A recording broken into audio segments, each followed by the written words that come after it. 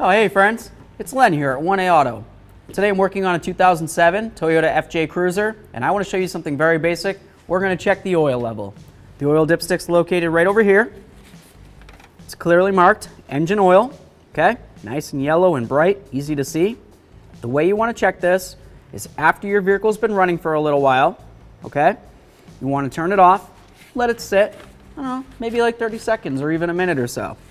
After that, remove your dipstick, wipe it off with a clean rag. Here's our markings. We want to be anywhere between this dot and this dot. Okay, that's your low, this is your high.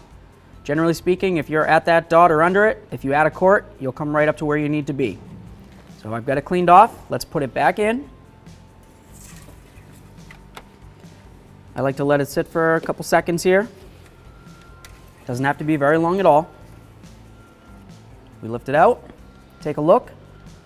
You can clearly see where the fluid level is, right in between the two dots, right where we want it to be, just below the upper one there.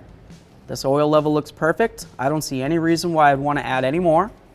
I'm just going to clean it off again. It's a good habit.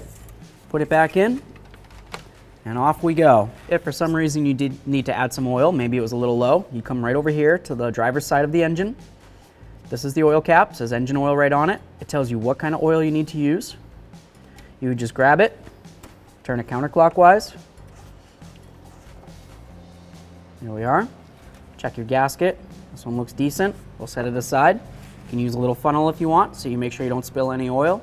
Or if you think you're pretty good and you can just get it in, you do you, boo-boo. Just make sure you don't spill it because your alternator's right down there. And, you know, that's not really supposed to be covered in oil. Anyway, so assume you fill it up to where it needs to be. Your oil dipstick says it's good to go.